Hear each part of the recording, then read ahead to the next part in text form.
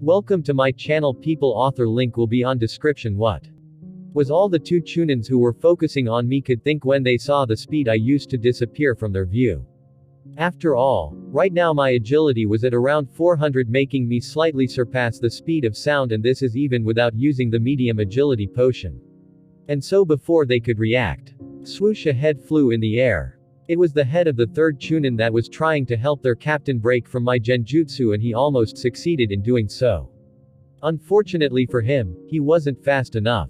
So with disbelief filling his face as he watched his view growing further and further from his body as his head flew in the air, he watched as his extended hand that barely made contact with his captain freeze midway before his body started falling to the ground, and it was the last scene he saw. The two chunins quickly turned around and yelled in horror, "Garui!" when they saw the head of their comrade flying through the air and his assailant standing coldly beside him and looking coldly at them. Swallowed by anger, they used their swords covered in lightning release to attack me. One slashed me at my head vertically while the other stabbed me in the direction of my heart, both filled with absolute rage. Probably friends, huh? It seems their teamwork wasn't born from nothing. However, your biggest mistake is attacking me recklessly like this, I thought as I simply sidestepped to the right to dodge both of their attacks while at the same time using hand signs with a very fast speed, and before they could retreat I started releasing a huge amount of fire from my mouth. Fire release. Great Fire Annihilation Jutsu. This was the same jutsu Madara used in the Fourth Great Ninja World War. It's a rank B Uchiha jutsu that works by needing chakra inside the body to concentrate it, which requires skillful chakra manipulation to not harm the body, and then using chakra nature transformation to transform it into fire. Then, the user shapes the inside of their mouth into a cone and then expel it, which will make it resemble a literal sea of flames that covers a wide range. This makes the technique extremely hard to avoid or contain. The power of this jutsu depends on the amount of chakra the user can concentrate without harming themselves. When used by someone like Madara, it required so many ninjas to cooperate to stop it using water release that has superiority over fire release. The advantage of this jutsu is that it covers a wide range. However, against enemies far away from the target, it becomes useless, and it's better for the ninja to use something like the Great Fireball Jutsu that can reach farther distances but has lesser spread. Basically, one is an area of effect attack and the other is a single target attack in game's terms, and I took full advantage of this jutsu, and those two chunins didn't have any chance to dodge such widespread attack, so they were quickly devoured by the sea of flames along with some of the trees behind them that the first guy chopped up with his lightning discs. "Ah!" was all I could hear as the two chunins started burning alive and screamed from the terrible pain they were feeling and started rolling on the dirt to try to put it off, to no avail.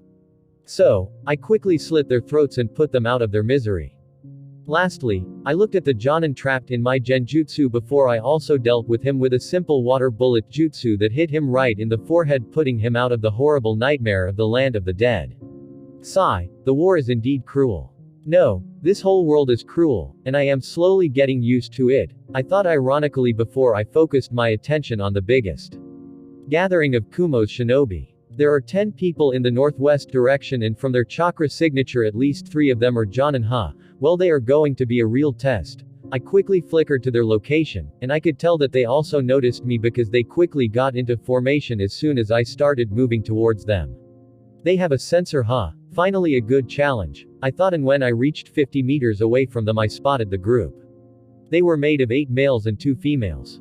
I noticed that one of the females and another male were holding huge scrolls, and I guessed they were both special Jonins and their specialty was Fuinjutsu. I couldn't help but remember someone I fought from Konoha who was also like them, a special Jonin in Fuinjutsu. This is probably one of their main teams responsible for dismantling the traps around the battlefield.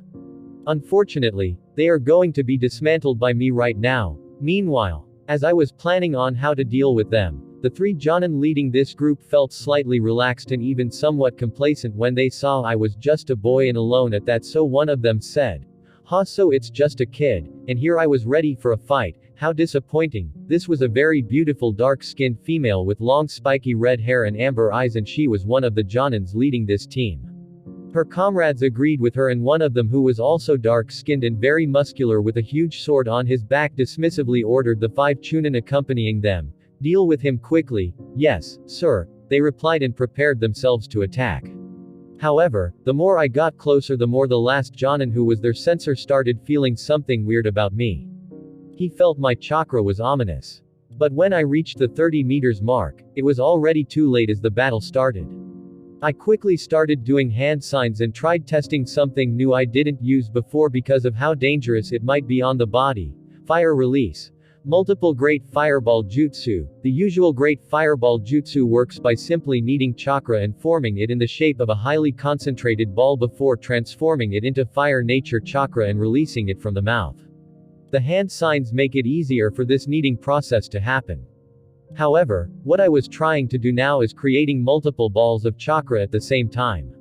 Thanks to my strengthened physical attributes, I could deal with the pressure easily even though it felt like I was having multiple stones inside my body. Then, I started releasing them one by one, blocking any escape route those 10 ninjas could take. Not good, thought the sensor Jonin, who realized that I was preparing a huge amount of chakra for an attack, so he quickly yelled to his team, "Defend." The other two Jonin didn't understand what he meant, but they soon were surprised at the number of great fireballs heading their way. There were a total of 5 of them that almost looked like small suns heading their way, and they quickly reacted to either dodge or defend against them. The sensor was the first to react, and he quickly made some hand signs and yelled, "Water release, water wall jutsu." However, they knew it wasn't enough, so they all started casting all kinds of defensive earth release and water release jutsus, which caused a huge cloud of mist and dust to cover the area. That's when the blood-red eyes of the hunter shone through the mist and started reaping their life mercilessly one by one.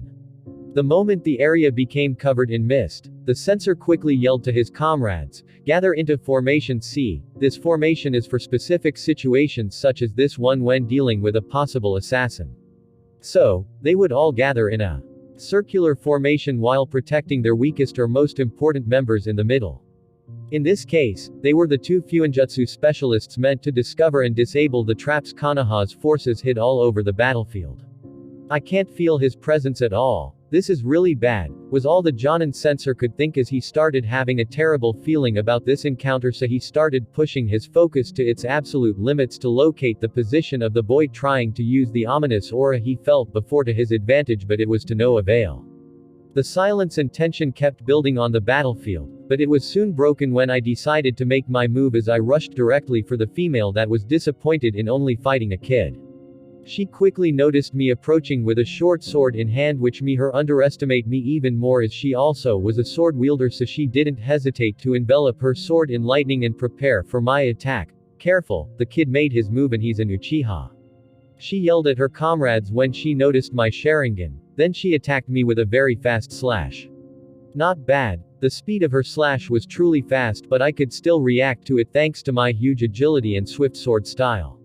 So I parried her slash with my sword, which I covered in chakra that flowed from the handle to the tip, and this was for 2 reasons. First, so that I do not get electrocuted by the lightning covering her sword. And second, was to make my tilted parrying motion even more effective, as her attack almost seemed to be slipping from my swords and hit the ground to her shock.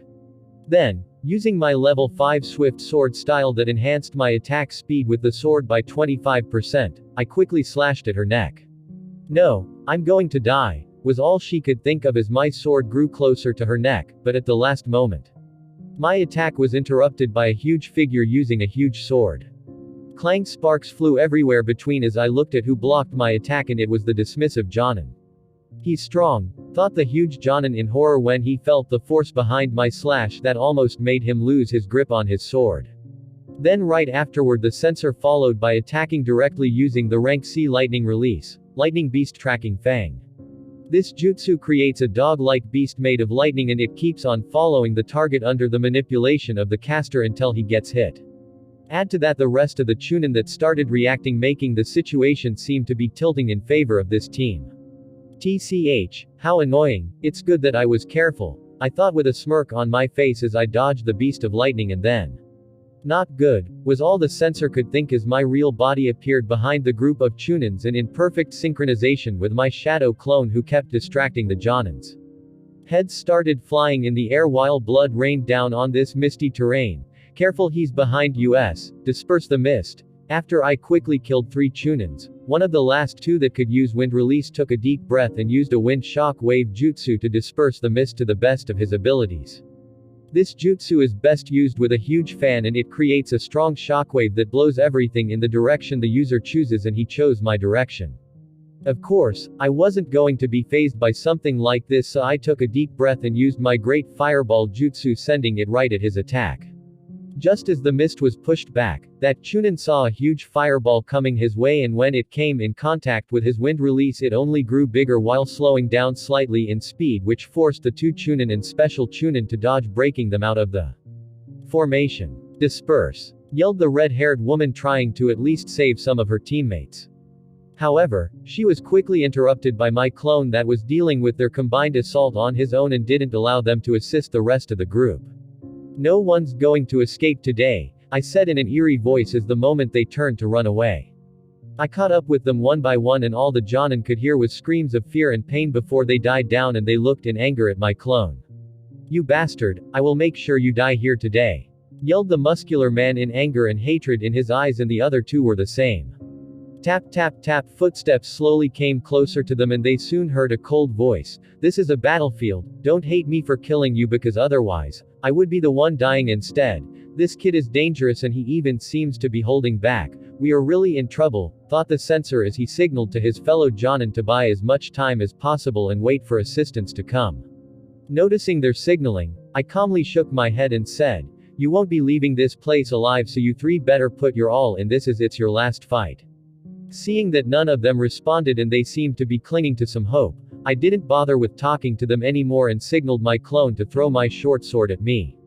I made it look like I was attacking them, so the sword went straight towards the censor's head and he barely dodged it, and then it almost seemed like it was going to pass beside my head, but I caught it by the handle at the last second. "Well, let's dance," I said in a humor they didn't understand as my clone dispersed to their surprise, and I attacked them, this time using 2 short swords. I should reach level 75 in my close combat after this fight, I thought in delight as I engaged with the muscular man again. I sent a slash at him and he raised his huge swords to his chest to block it, and any prospective person could tell from his contracted and slightly shivering muscles that he was using almost all of his strength to block the attack of this kid. What a monster, the trio thought as they decided to use a new formation against me, and they quickly surrounded me into a triangle-shaped formation. "Oh, this is new," I thought while attacking the burly man again and expecting the other 2 to sneak attack me from behind. However, that didn't happen, and the burly man actually used the lightning release chakra mode to make himself stronger and faster and was able to slightly push me back to the center of the trio. That's when I found it strange, because he didn't follow up with his advantage to attack me, and neither did the other 2. Instead, he stabbed a metallic rod on the ground and dispersed the lightning around him, and I saw the other 2 do the same, stabbing metallic rods on the ground. What are they doing, I thought in doubt, which was quickly cleared when I saw them doing hand signs of ox right pointing arrow, horse right pointing arrow, dragon, and heard them say at the same time, "Lightning release, thunderbind jutsu."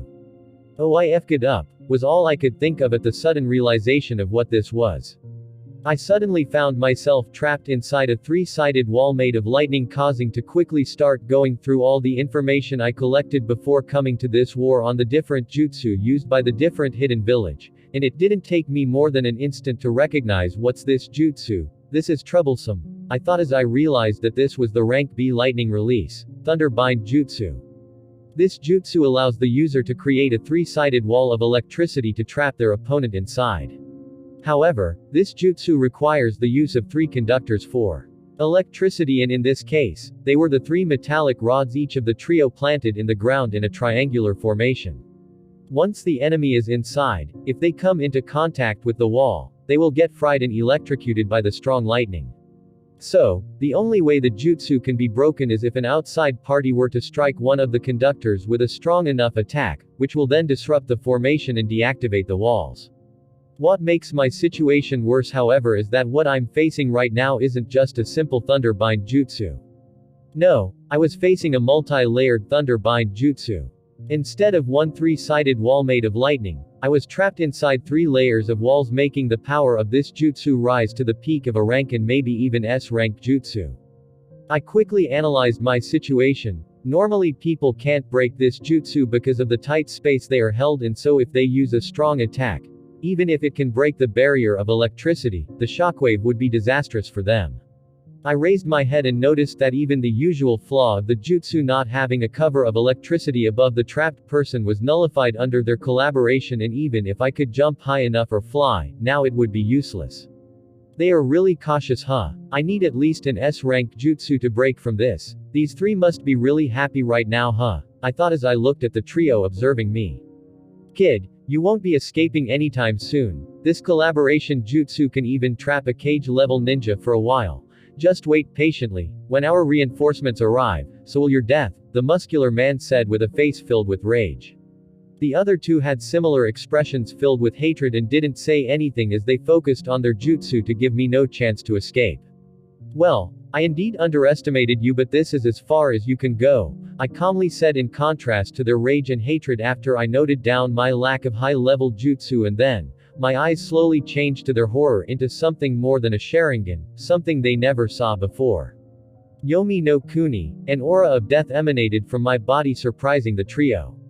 Especially the censor, who could feel the danger that was lurking inside that ominous aura, so he quickly warned his comrades with a grave face, "Be careful. This kid is up to something," but they didn't think too much of it as their ability was really hard to break, and even the censor didn't understand why he would feel unsafe, but his doubts were soon cleared when he saw 4 dark chains appearing out of nowhere and breaking their jutsu in no time.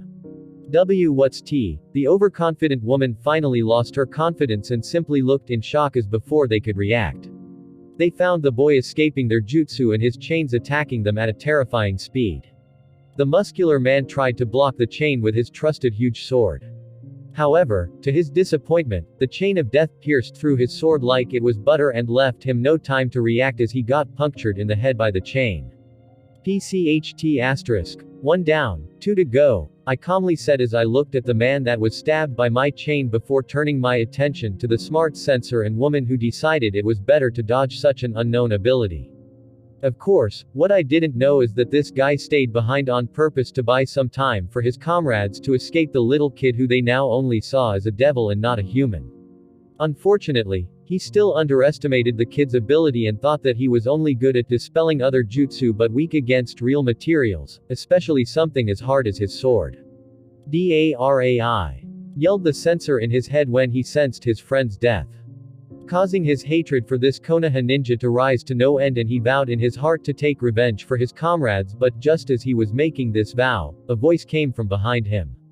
"No, you won't be getting any revenge," was the last thing he could hear. Huh. How could he know what I was thinking? And why do I feel so light? Was the last thing he could think of as his head started separating from his still moving body and flying through the air, raining blood on the ground.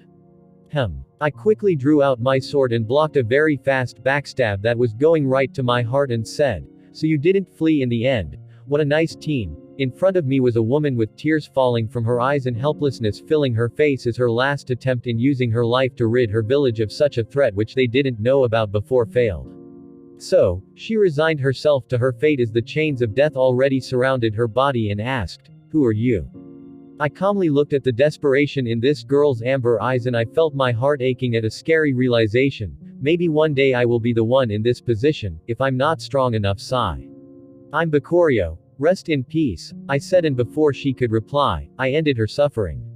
This is really tiring me mentally. Just why is it that the people of this world hunger for instead of seeking for peace? Whenever they find an opportunity for war, they immediately jump at it. I thought while looking at my rising mastery in many skills after these fights and my also increasing emptiness.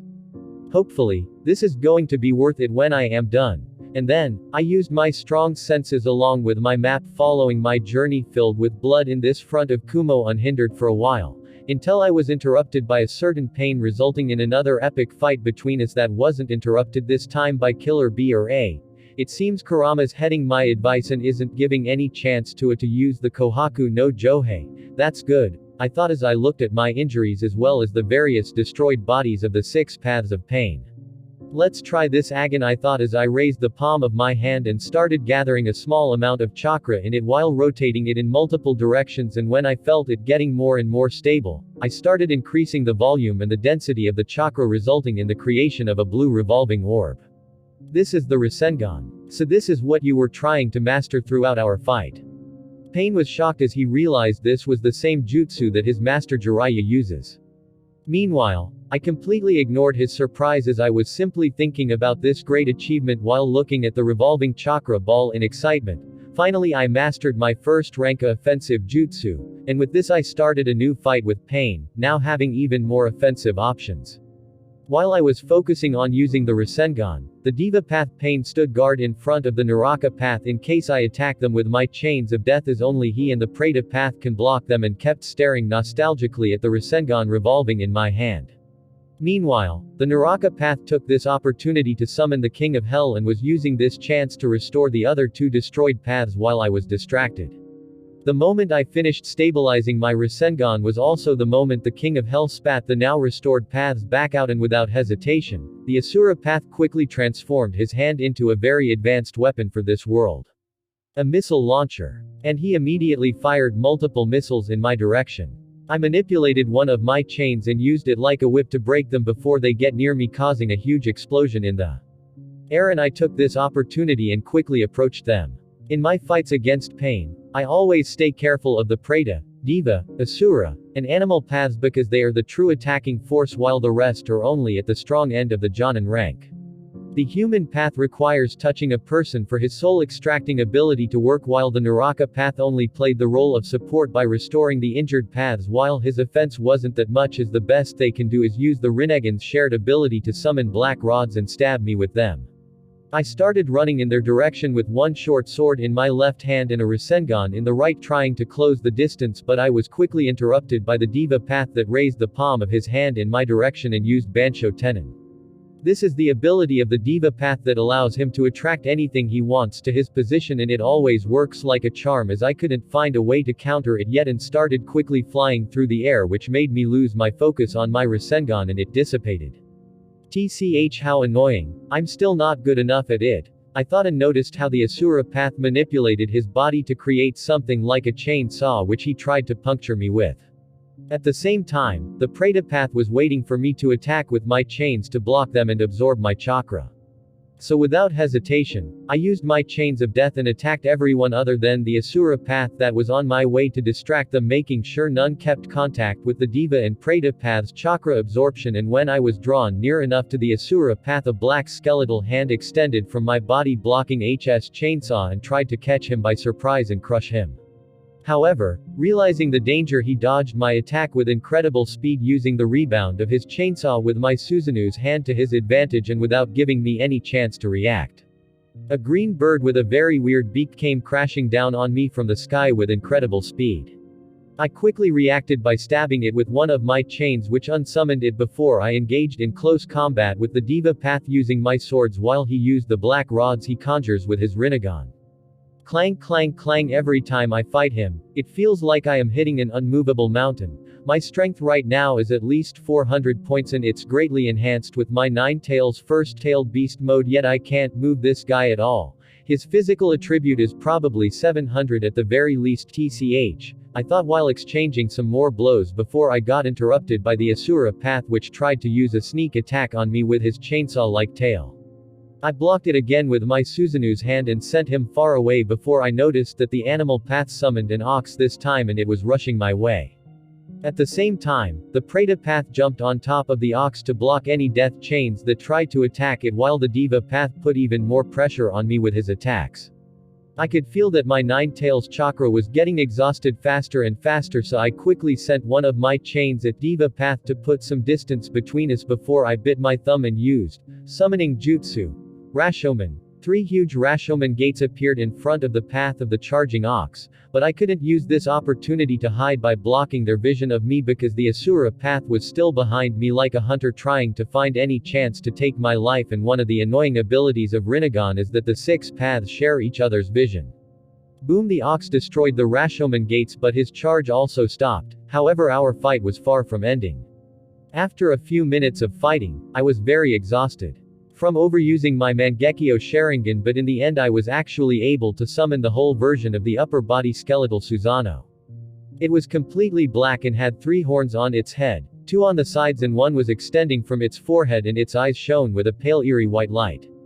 Using it, I was finally able to reach a stalemate with the 6 paths of pain, but not for long, as I could feel myself slowly going blind, and what made it worse was suddenly getting hit by a tailed beast bomb from a certain Gyuki which I couldn't dodge while having my hands full with pain. Boom! A huge explosion impacted the area and the blast even tried to swallow the paths of pain, but the Preta path and the Diva path quickly stood on its way and defended the animal path and Naraka path respectively behind them. Meanwhile, my situation wasn't that good.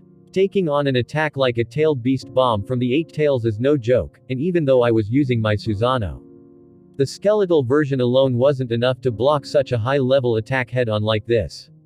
After getting hit in the back, most of my Susanoo's backbones broke, which made it scream in agony before completely vanishing. Meanwhile, I was also hit by the explosion which severely burned my back, but I didn't break any bones thanks to the Susanoo that took the majority of the damage, as well as my strong Phi attribute, as well as the addition of the new Akamichi bloodline. Before long, the explosion settled and a shocked Killer Bee along with a heavily injured Raikage arrived at the fight scene between me and Pain, which now turned into a huge deep hole other than the location Pain was standing on. "Yo, where did that huge black skeleton go?" asked Killer Bee while looking at my heavy injuries, while the Raikage yelled directly in anger when he noticed the pattern in my eyes. "You are the kid that caused us all those casualties." I gave them a quick look and I noticed that I was already seeing them in triples from the damage to my vision, so I knew it was time to leave, but I wanted to ask something first that was weighing on my heart. What happened to the Hyuga you were fighting? This question was addressed to Killer Bee that was supposed to be held back by Hiashi. Killer Bee's expression turned somewhat respectful and I understood everything that happened from it. Hiashi gave it his all, huh? And B quickly confirmed my thoughts, that Hyuga wanted me dead, so I went ahead and took his head instead. Even though I knew I was going to go back in time, I could help but feel sad before I gave them one last look. "You can die now," said the Raikage as he rushed at me, but I simply said, "Load," in my head, and with another month lost of my life I returned a day in time. I looked at the familiar scenery of Konoha's gate that I started to hate while deep in thought. Have I just sacrificed my friend to achieve my goal? My eyes were empty as I struggled to understand this weird situation. No, he's still alive. I tried to reaffirm in my mind as I looked at Hiashi, who's standing not that far away from my location, and I noticed that he was looking at me worriedly and was about to come to check on me, so I quickly hid my emotions. Am I capable of doing such things if I didn't have this save and loud ability? For the first time I started to hate this ability. Not because it requires too much energy from my system or that now it costs me life energy every time I use it. No. The reason I'm starting to hate it is the endless possibilities it opens for its wielder. People are like the moon. They have a dark side they keep hidden for various reasons, and the main reason is that the world has rules and the consequences for bad actions usually outweigh the twisted desires they feel. So most people keep those dark desires buried in the deepest parts of their hearts. Those who are overwhelmed by those twisted desires become criminals. Whether the thing they desire is chaos, killing, stealing, harassing, assaulting, etc. Consequences help the person rein these emotions in. However, what if you give someone who likes to harass women the power to rewind time? It will eliminate his fear for the consequence, and what happens is the slow emergence of his dark side. At first, he would start by slowly harassing them, and when he realizes the reality that there are no consequences, he gains even more confidence and starts doing worse and worse things to satisfy his desires, until a monster is born. And now, this is what Bakurio is trying to determine and why he started hating this ability, a tempting ability that could turn a saint into a devil. Did I always want war? Was I always capable of killing people? These doubts started overwhelming my heart and I started losing trust in myself.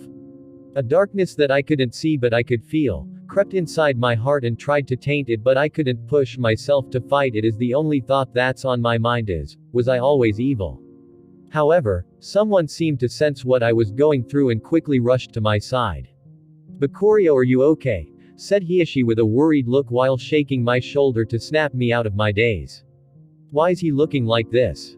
Didn't I hide my emotions? I questioned in my head while looking at Hiyashi blankly and said, "What's wrong? You tell me what's wrong," yelled Hiyashi, who still didn't let go of my shoulders while thinking inside his head, "Was I seeing things?" -1 minute ago, Vice Commander Akira, is everything ready for our trip? Asked Hiyashi with a dignified face suiting that of a commander.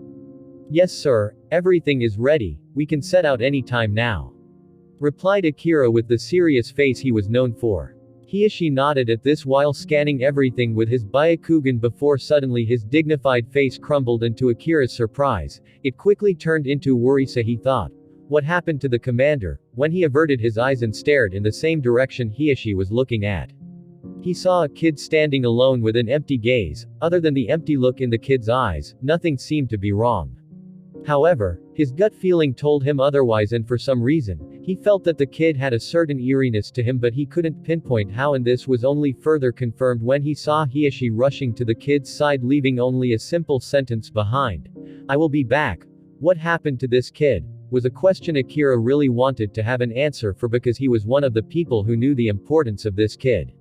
Meanwhile, Hiyashi felt his heart going cold because when he swept his Byakugan in Bakuryo's direction, he saw an unbelievable thing, a dark mist trying to cover his heart. However, despite the unknown danger, he rushed to his side without hesitation and noticed the mist vanishing, leaving behind no trace, making him doubt the nature of this mist. Was it manipulated, or even worse, is it alive? So he started shaking Bakuryo quickly to check if he was alright, and he noticed that he seemed to be waking up from a weird state. Back to normal time, seeing the huge concern in Hiyashi's eye, and the feeling of fear, a readiness for fighting in his heart, made me realize that something wasn't right. Every time I come back in time, Hiyashi notices my emotional state and rushes to my side. However, all those times he only felt concern or worry for me, never this kind of fear, as well as if there's an enemy nearby. I thought as I quickly calmed myself and decided to leave my doubt about my ability for later. I can tell you are afraid of something and in a state ready to fight. Please tell me what happened, I asked seriously, having a really bad feeling about this. Hiyashi relaxed after he saw me back to normal, but then he was surprised by me saying what he was feeling exactly. What a scary kid, he thought, but then he remembered the dark mist and frowned as he said, when I was checking our troops with my Byakugan, I looked in your direction and I noticed a dark mist surrounding your heart, and when I rushed to your side, it vanished, leaving no trace. What? I yelled, and Hiyashi for the first time saw a different side of me, a side that only appears when I reach my absolute anger. I quickly used my Mangekyo Sharingan, uncaring if anyone will notice it, and scanned all the area around me including my body, but I didn't find anything significant, so I decided to use something else, Jikaninki. I muttered, and I pushed this ability of mine that allows me to feel emotions to its absolute limits, causing blood to drip from my right eye like a stream until I achieved something new. I started seeing emotions. Different people had different colored hearts signifying what they were feeling: nervousness, anger, seriousness, pride, etc. And some had a mixture of colors, and I could see them and understand their meaning easily. However, when I looked at my body, I noticed a color I didn't see in anyone else. There was a huge lump of red from the overwhelming anger I was feeling at the possibility that someone tried to manipulate my emotions. But, inside that lump of red, there was a black spot, and I directly linked it to the dark mist Hiyashi talked about, so without hesitation I used Jikaninki on it and destroyed it, making me feel as if a stone was removed from my heart and it felt so light. However, before I could even rejoice at my success, I heard a terrible scream in my head, AGHHHGGAGHGHGHH. It was a mixture of multiple voices wailing and screaming in absolute despair that made my soul shake in fear and terror, and it lasted a few seconds before I heard a very devilish whisper in my ear, I am always watching you from where you can't perceive.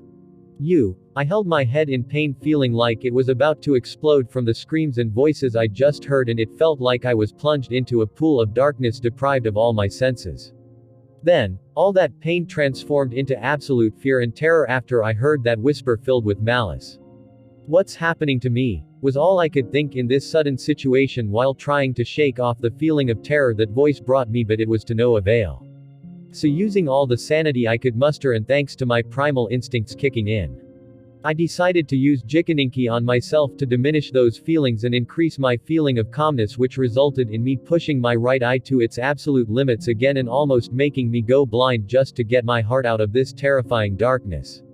After all, the most taxing ability of my Jikaninki is creating or deleting emotions, and I already used them both. After I did so, I finally could think calmly again and my body started going back to functioning properly and I could hear a distant voice slowly getting clearer in my ears the more that fear diminished. Wa Rio wa up. Back Rio. Bakorio wake up. Who's calling my name? I questioned in my mind, and as that voice grew clearer in my head and my vision started returning back to reality, I realized, it's Hiashi's voice. Vision to my left eye started returning slowly, but there was no indication that it was going to return to my right eye. And before long I could see a desperate Hiashi looking at me with fear and worry while yelling at me to wake up and calling for a medic at the same time to check on my situation that left him dumbfounded. Hiashi. What happened to me? I asked with a weak voice, feeling all my strength was sucked out of me, not knowing if it was from the weird incident or from overusing my Mangekyo Sharingan, which turned back to normal. I don't know. Hiashi shook his head before he finally heaved a sigh of relief and said, I am glad that you are at least responding right now. A medical ninja will come to check on your situation and I also sent for Tsunade-sama to come to check on you. She should be here soon. I see. Thank you.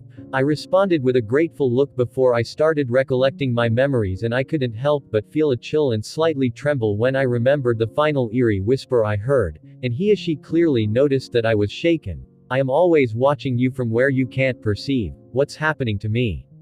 Was I cursed by some jutsu without me noticing, or is it something else? I don't remember anything like this happening in canon Naruto. I thought, with my mind analyzing many incidents that were famous in the Naruto canon, yet I always ended up with nothing that could explain what happened to me. I need to research the powers of this world more in the future, and for someone to actually use such a sneaky thing on me of all people, this is really getting on my nerves. I stopped my thought as a medical ninja came to check my body but soon found nothing wrong other than my almost blind right eye. After sending him away in disappointment, both Hiashi and I decided to wait for Tsunade, and while we were waiting, Hiashi finally decided to break the silence, and looking at my right eye with a sad look he asked me directly, Bakurio, just what exactly happened to you to force you to go to such an extent, and what was that chakra I saw with my Byakugan? I frowned a little after I heard his question and clearly understood his meaning regarding the loss of my eye, as this was a huge part of the plan to deal with Kumo and now it was lost, so something must have been worth it for me to sacrifice it like this. Let's wait a little bit more for Tsunade to arrive and I will explain everything that happened to me, I responded, as I didn't want to talk about this creepy incident more than once.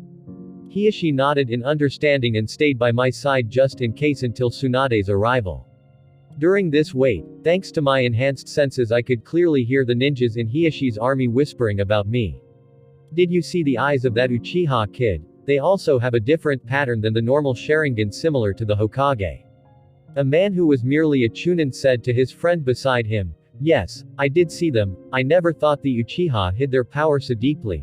Now I understand why a kid was allowed to join us, but why did he use it here? Replied the friend who was also a Chunin. I heard from the rumors that he pushed his ability to the point that his right eye became almost blind. It seems he won't be of any help in the coming war, said a female who overheard them in disappointment.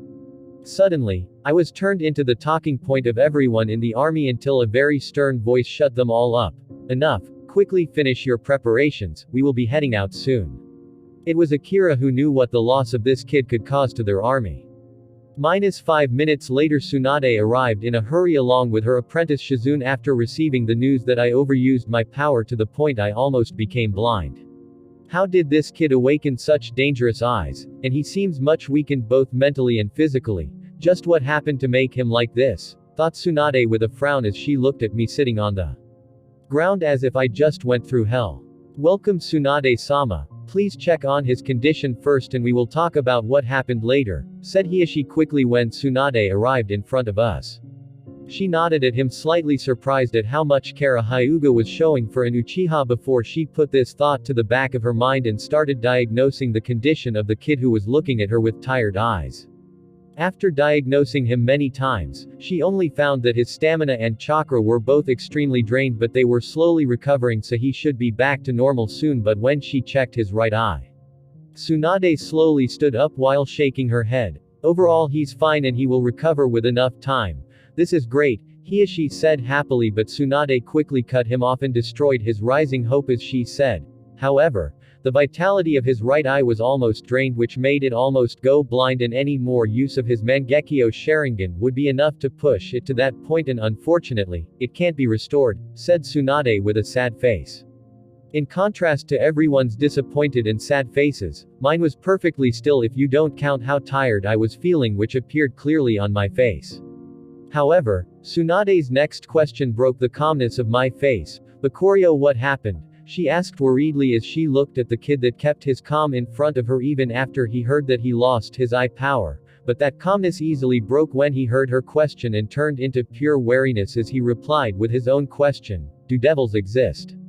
Tsunade and Hiashi along with Shizune, who was standing beside them, were flabbergasted by the absurdity of my question, and miraculously, the three of them shared a similar thought when they heard it. Do devils exist? Is this kid high on something? What do you mean? Asked Tsunade with a frown on her face, trying to make sense of this weird situation. Seeing their confusion eliminated one of my guesses. So, even these guys do not know if devils exist or not, huh? Or maybe that thing is simply pretending to be one. I will tell you what happened to me and please give me your honest opinion without holding back any information, I said seriously, and they all nodded. The first thing you need to know is the ability of my right eye's Mangekyo Sharingan. Hearing I was going to tell them such a huge secret, they both narrowed their eyes while Shizune looked at me curiously, wanting to hear more about what other secrets are hiding in this dojutsu. Tsunade, who probably had the most knowledge about the Uchiha clan as she was a descendant of the Senju clan who used to be their worst enemies, had the most serious expression. What's he saying about explaining the ability of his right eye?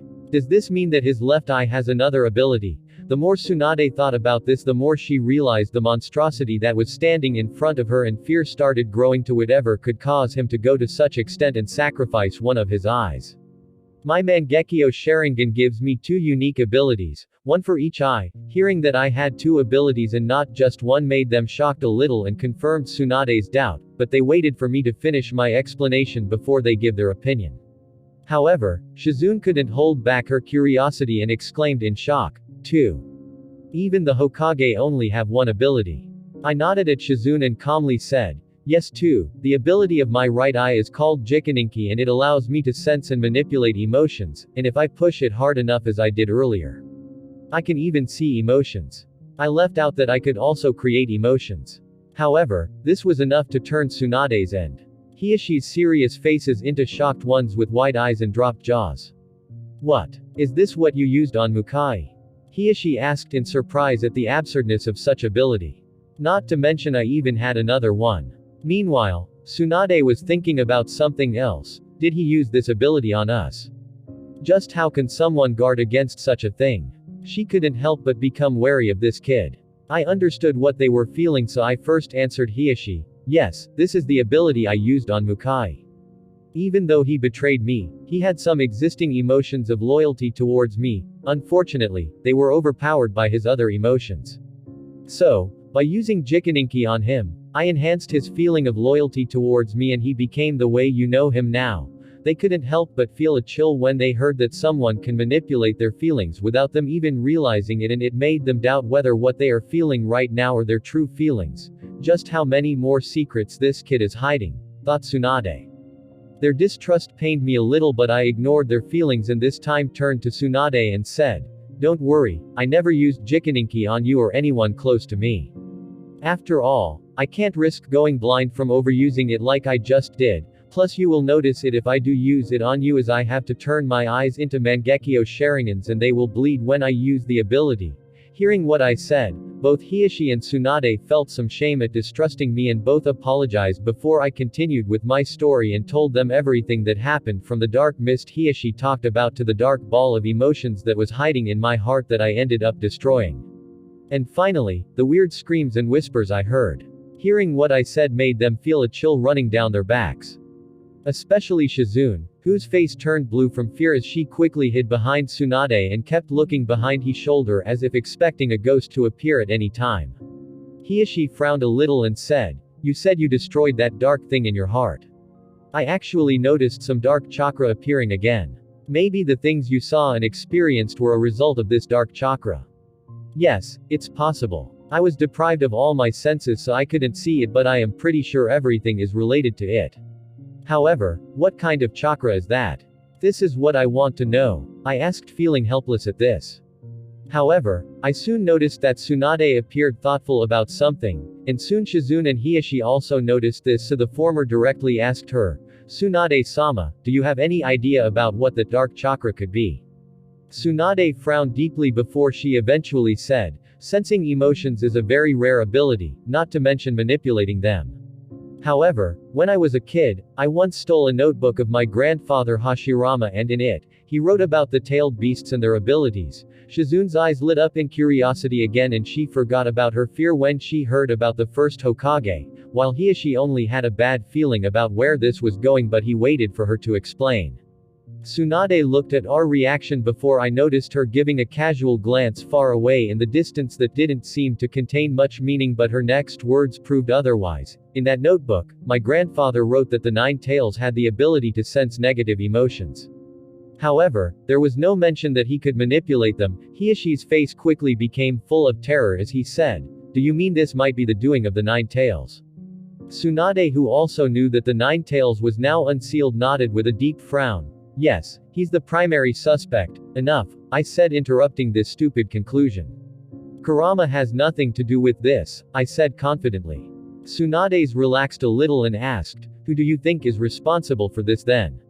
My mind couldn't help to wonder about something I only heard about in my past life after the mention of Kurama's ability to sense negative emotions. However, I wasn't sure because I didn't watch this particular Naruto movie. I believe that beast was called Zero Tails, huh? I thought. I vaguely remembered the description of this movie, that it was about the land of the sky and that this Zero Tail, who was an artificial beast, feeds on people's emotions. Well, I'm still not sure, but your words gave me a vague idea. I will investigate this more in the future, I said while inside I put a new target in my head. I will make sure you will regret this. I hope we can live that far, thought Tsunade and Hiashi after they heard my optimism. Meanwhile, seeing that it wasn't long after my save point, I decided to go back in time again, since it won't cost me a lot this time to get back to my full power and prepare from the new front I was heading to. I said in my head. Load, and before long my vision was covered in darkness and I quickly returned to my save point. Once I was back, I noticed that my weakened body and my almost blind right eye returned back to normal. However, that heaviness in my heart also returned and I understood that the weird dark spot in my heart was there once more.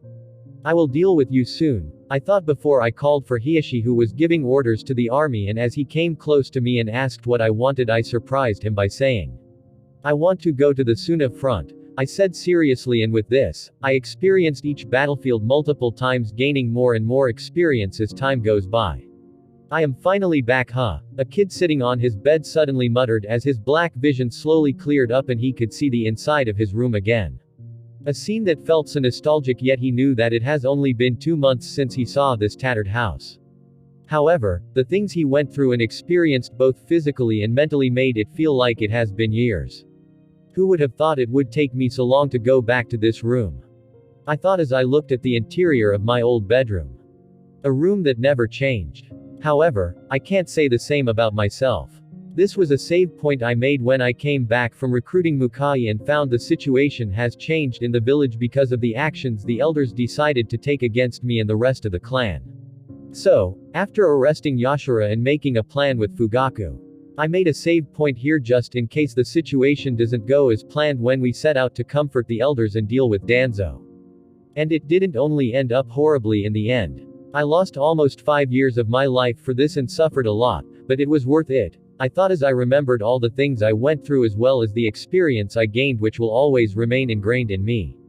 But something that I found regretful was that no matter how much I tried to use Kurama's chakra, the system kept rejecting it as it wasn't truly my own. And for some reason, Tailed Beast's chakra transforms into a miniature version of them with consciousness when they have a vessel. So, the only way to use a tailed beast's chakra is to become its Jinchuriki and allows for your chakra and his to merge together with the passage of time until you become inseparable, but I don't want to tie my life with that of something else, especially something if removed from me, I will simply die. Well, time to change a few things, I muttered to myself in this silent room when I sensed someone familiar approaching. It was Fugaku, not the Hokage, but simply the head of the Uchiha clan and the commander of Konoha's police force. Bakurio-kun, it's time to go to the meeting as planned, said Fugaku with a serious face. I nodded at him with a smile. Indeed, I've been waiting for this for a long time, but first we need to make some small changes to the plan. For some reason, Fugaku felt a chill when he saw my smile and thought, why does he look so different? We were just together an hour ago, yet now he feels somewhat ominous. Fugaku did his best to bury his doubts for now and asked, what kind of changes you want to make at the last second? I wickedly smile as I thought about a certain annoying parasite. Well, the first change will be the death of Danzo no matter what. Fugaku started listening to the modifications I made to our initial plan, which can only be described as cruel, but Wicked Eye was no softy either and he liked them. So, when we finished our talk, he quickly left and came back soon after, and we started walking towards the Hokage Tower with him in front and me following silently behind him. -10 minutes later at the Hokage Tower, the various clan heads along with the third Hokage and his 3 council members gathered for the urgent meeting that Fugaku issued after the recent actions the village took against the Uchiha clan. The clan heads thought that this was the least the Uchiha can do to try to regain some of their trampled dignity, while Hiruzen and his council thought that this was a good opportunity to make those decisions set in stone, so they agreed to this urgent meeting. After a while, Fugaku entered the meeting room with me following behind him, and it instantly turned so silent to the point that you can even hear a pin drop as all the focus turned on us. I calmly analyzed the people in this room. Some fought alongside me in the war, some against me, and some I even fought before the war, so I didn't know how to feel about them right now, other than wanting to kill some of them. Of course, these were either the clans who stuck with Konoha until the end, or the ones that followed the council in their betrayal. As for the last one, it was Danzo, who was eyeing me silently with a neutral face while inside he was actually admiring the ominous aura I was subconsciously releasing. Always good at hiding your emotions, I thought, as I could clearly feel a mixture of dark and sinister emotions emanating from him and directed at me. Experiencing this scene again, I couldn't help but remember my first time here and how I tried to act nice to these people to gain their trust and support to take down the Council of Elders. However, all of this didn't matter to me anymore, as I only felt cold and distant. As Fugaku took his seat and I stood behind him, we heard an old and cold voice say, "What's the meaning of this meeting, Fugaku?" It was Danzo, who thinks so highly of himself to the point that he talked before the Hokage and pretended like he knew nothing about the situation he orchestrated, but no one said anything, and Fugaku's eyes turned colder at this and he almost attacked Danzo, but I nudged him to calm down. Slightly calming down, Fugaku's eyes turned chillingly cold as he looked at Danzo and the rest of the elders and went directly to the point. My clan was accused of many things, including Bakurio here trying to manipulate the Jinchuriki, even though there's no proof of any of this. Do you find this okay, Hiruzen? Hiruzen frowned a little, not because of Fugaku's lack of respect for calling him directly by his name. Instead, it was because he was right, but Hiruzen can't turn down the suggestions of all his council easily, especially when the Uchiha could truly pose a potential danger to the village, or so he tries to justify his weak character. However, Kaharu couldn't take this disrespect silently and was about to scream her BS. However, she suddenly froze in her seat when she felt a terrible killing intent locked in her, shocking not only her, but everyone in the room, including Fugaku. With chills running down their spines and with fearful or surprised looks, everyone quickly averted their eyes to look at the source of this killing intent, which got them even more shocked when they found out it was emanating from the kid standing behind Fugaku while silently eyeing Kaharu like a predator eyeing his prey. Just what did this kid go through to be capable of releasing such a level of killing intent? Hiruzen stood up in shock and ready to protect the out-of-breath Kaharu at any time, while Danzo looked at the kid with shining eyes as if he found the greatest treasure in the world, as he thought, "This kid got darkness, he would be a perfect addition to Root." A cold childish voice soon broke everyone from their daze as the killing intent slowly retracted. This is the first and last warning. If anyone tries to interrupt this meeting with meaningless words, they will be dealt with accordingly. Hiruzen swallowed slightly as he sensed the ominous aura that didn't fully dissipate around the kid, and he knew that something bad was going to happen if someone recklessly acts against him, so he quickly calmed down and tried to divert the topic back to what Fugaku said. Everyone calm down please. To answer your question Fugaku, the decisions we make aren't based on my opinion alone but the opinion of all of the council, with Konoha's safety is our first priority, and we think it's better to keep Naruto away from people until he's mature enough and not easily tricked. I couldn't help but marvel at how skilled this Hokage was at insulting people without saying it out straight and justifying his actions at the same time. Because what he basically said is that the Uchiha can't be trusted and they might have intentions to harm the village, so they decided to move against them first. Fugaku, who was linking the change he felt about me earlier to the killing intent I just released, was angered by what Hiruzen said even more, but his answer was very calm. Twist your words however you like, Hiruzen. In the end, you don't have proof for any of your accusations. However, I am going to make accusations right now which I have proof of. Danzo had a bad feeling for some reason as Fugaku smirked coldly at him, and it was confirmed when he heard him say, starting by Danzo's involvement in Orochimaru's experiments. Hearing Fugaku mentioning Danzo's involvement with Orochimaru's experiment on the people of Konoha made almost everyone in the room narrow their eyes and look at Danzo suspiciously. After all, there's no guy more known in Konoha or even in the whole known world for doing shady business than this half-mummy Danzo. Not to mention the people here weren't idiots, some of them already suspected that Orochimaru couldn't have done all those things on his own without any backing or someone to help cover for him, but they never had any proof that Danzo helped him. However, everything was changing now as Fugaku mentioned that he has proof. And if one thing this Uchiha clan head is known for is that he doesn't bullshit. Bam asterisk, how preposterous. You better have that proof you are talking about. Otherwise, I will make sure you will pay dearly for this accusation today, said Danzo as he slammed the table with a cold look. I watched all of this coldly. This was the first change I decided to make to the original plan, so rather than involving Naruto by bringing him to this mess and expose Minato's existence, I decided to expose Danzo's dark history, which he had plenty of, especially since I now know the location of the closet where he hides his skeletons. Doing this wasn't hard because in the previous timeline, after we took control of the root headquarters and took inventory of all their stored secret information, I made sure to remember the important locations where the information that contained Danzo's involvement with Orochimaru's experiment and other dark secrets. So, when I came back and discussed the changes in the plan with Fugaku, he used his Mangekyo ability to sneak into Root HQ undetected and retrieved everything we needed before we came here.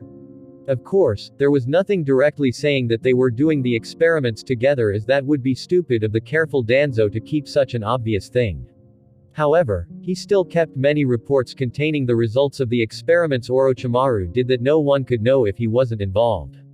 And as these results can only come from experimenting on Konoha's ninjas, as indicated by some of them having bloodlines like the Yamanaka, Senju, Uchiha, etc., he won't have any way to rid himself of this situation, and this was just the start of his worries.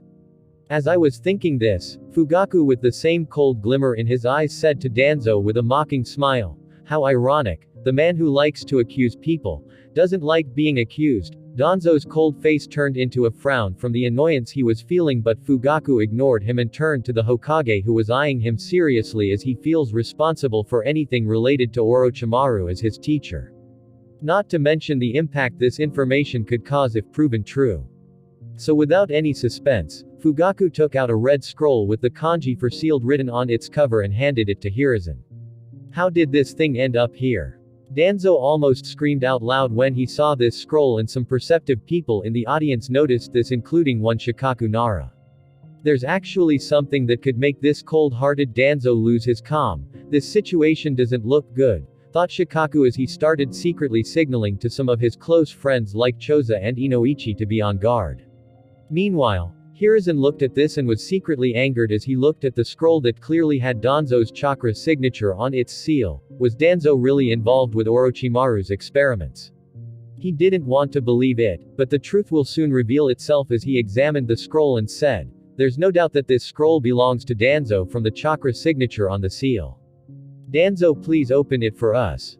HMPH sure. Danzo was about to touch the scroll with a dark look in his eyes, but Fugaku quickly activated his Sharingan and said, "If you do anything to destroy this scroll, it will be war between us. I hope you understand this very clearly, Hiruzen."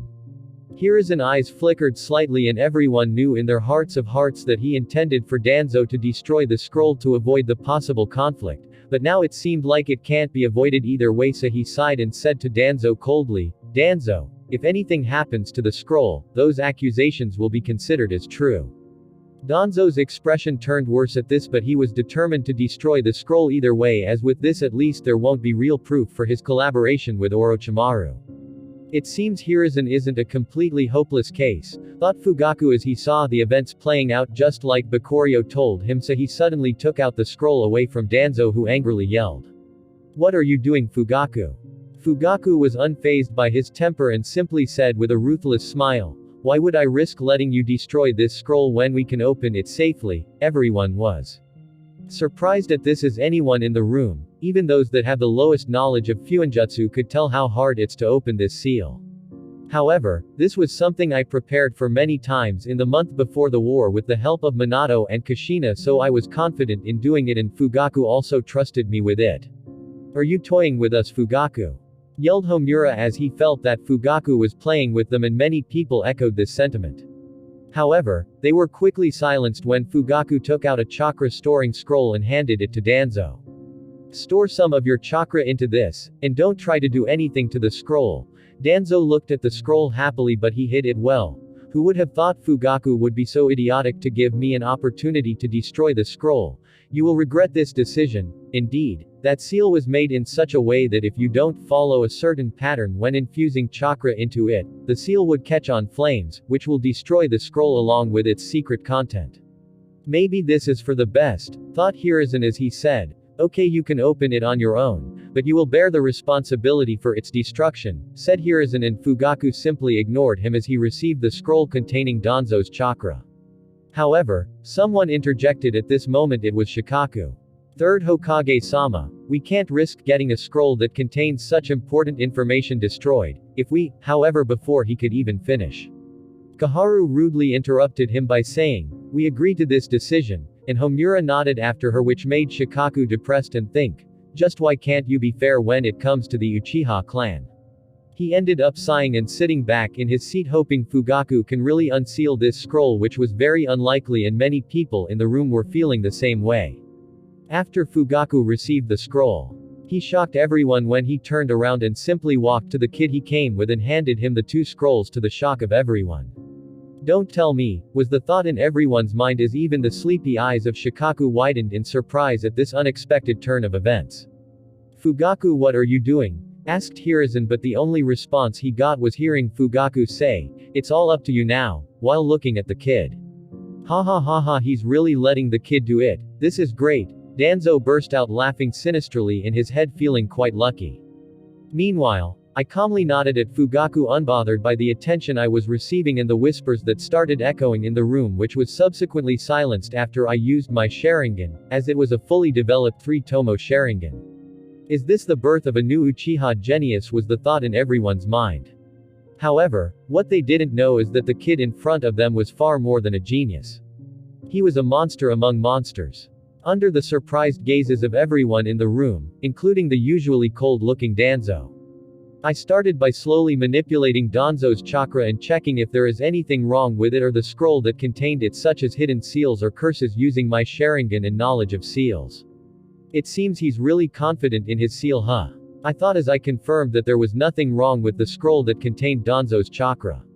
Let's start then, I thought, after giving Fugaku a small nod to be careful just in case, before I started manipulating Danzo's chakra in a very particular pattern before injecting it into the secret scroll that contained Danzo's involvement with Orochimaru. My hand became covered in chakra, and that chakra slowly started transforming into 5 vortexes of different sizes, all rotating in an anti-clockwise manner on top of each one of my fingertips. Then, I started injecting them one by one into the seal. This can't be. How's it possible for this kid to know the way to open my seal? Danzo suddenly flinched as he looked in disbelief at how the kid was opening the seal and was tempted to take action, but he immediately found out that Fugaku was eyeing him like a hawk, probably even wishing he would interfere so he would an excuse to attack him. Meanwhile, the rest of the people in the room were surprised at the fine chakra control this Uchiha kid possessed, and the scariest thing they realized is that this wasn't even his own chakra that he was so skillfully manipulating, it was Danzo's. So it was much harder to achieve such a feat. Yet, he could control it with such dexterity and precision to open a seal, making them wonder just how good he is at controlling his own chakra. This kid's chakra control could put even most Jonin to shame. Just how did he become so good at it at such a young age? Thought Hiruzen as he kept getting more and more surprised by this kid, and he started having some doubts about him. No, that's not all, thought Hiruzen as he looked sideways at Danzo. The method this kid is using to open the seal must be correct, from Danzo's panicked expression. Who planned all of this? What the people in this room didn't know is that I gained this level of chakra control not only from my constant fighting but also from controlling the Nine Tails chakra, which makes controlling Danzo's chakra feel like child play to me.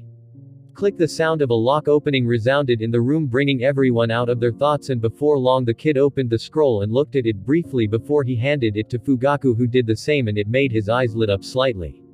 Bakurio didn't lie to me, thought Fugaku happily, but he quickly hid it and returned to his stoic look, but his flash of happiness didn't escape the eyes of the crafty people in this room. After Fugaku read everything, he handed the scroll to Hiruzen, who found himself quickly filled with rage as he read the atrocities Danzo committed along with Orochimaru, which they previously couldn't find proof of because Orochimaru made sure to destroy all evidence of his experiments. However, now he had a clear idea of just how cruel they were to the people of this village, so he angrily handed the secret scroll to Kaharu and Homura to read before he looked at Danzo and coldly said as he slammed the table in anger, "Explain this, Danzo." First, his student went too far by betraying the village and using its people for his selfish purposes, and now his friend seemed to be the one that was covering for him. Hiruzen was really about to lose it. Everyone in the room noticed the clear rage in Hiruzen's face, and soon Homura and Kaharu had similar expressions filled with disgust as they looked at Danzo, and they subsequently handed the scroll to Shikaku. Danzo looked coldly as all of this ensued and simply said, "There's nothing to explain. The Uchiha probably used some kind of method to fabricate my chakra signature and create that scroll. Otherwise, a kid wouldn't be able to open it so easily." Hiruzen was about to snap at the stupidity of this claim, as faking someone's chakra signature was simply impossible, and even someone like him with his extensive knowledge and talent that gained him titles like the Professor and the God of Ninja couldn't do such a thing. Of course, he didn't know about the existence of Zetsu. However, it was obviously no easy feat for the kid to open such a complicated seal. But in the end, he was able to, and this begged many questions, so he reined in some of his anger and asked me, "How did you know how to open the seal?" At this point, everyone in the room had an idea about the gruesome content of the scroll, and the atmosphere was deadly serious as they waited for my answer. "I have 2 Fuinjutsu masters as teachers, and they were the ones who created this method to open the seal. I simply followed their instructions. As for their identity, you will meet them after this is over." I paused here before I looked at Danzo directly. "You can deny this scroll belonging to you as much as you want. However, it's not the only proof that you did human experimentations using people from the village," I said coldly to Danzo, who narrowed his eyes dangerously at me. "Kid, know your place. How dare you talk to a..." Danzo was about to remind everyone about his status as an elder, but Hiruzen somehow became a real man and cut him off as he asked, this time while looking at Fugaku for confirmation, "Do you really have more proof?" Fugaku stoically nodded at him before he looked at everyone in the room and said, "Everyone, the truth is right in front of you, yet all of you are simply ignoring it." This got everyone thinking, but only Shikaku and Hiruzen had an idea as they looked at Danzo's covered parts, making him have a bad feeling. Fugaku, who noticed this, nodded in appreciation at Shikaku and said, "You are truly worthy of being Konoha's Jonin commander. Just as you guessed, Shikaku, the evidence is Danzo himself, and if he uncovers his bandaged eye and hand, you will all see what an abomination he is and the results of these heinous experiments, as well as what he was truly after. The hidden powers of the Uchiha and the Senju." Everyone present in this meeting room looked collectively at Danzo, and Shikaku, who was just complimented by Fugaku, quickly asked the important question. Thank you for your compliment, but can you explain what do you mean by the hidden powers of the Uchiha and Senju? And so, under the unwilling stare of Danzo, Fugaku started explaining about Izanagi and its effects in saving its user's life, and how Danzo is trying to kill the Uchiha to collect their eyes for it, and how Hashirama's cells increase vitality and regeneration as well as chakra capacity. Shock was the only emotion in the faces of those present, and Homura couldn't help but yell the thought that was in everyone's mind: how's it possible for such an ability to exist? Something that could change reality. Meanwhile, the look in Hiruzen's face started turning sharper and sharper as he began to understand the real purpose behind Danzo's behavior and actions towards the Uchiha for the past years, and how he manipulated him and the elders to push them to the brink of a civil war. So, he looked at Danzo coldly and ordered, "Unveil your right eye and hand right now." Danzo fell silent and simply gave Fugaku a very unpleasant look while thinking, "It seems I'm left with no choice," before he moved into action without saying anything. Thank you for listening, guys. Please like and subscribe. See you in the next part.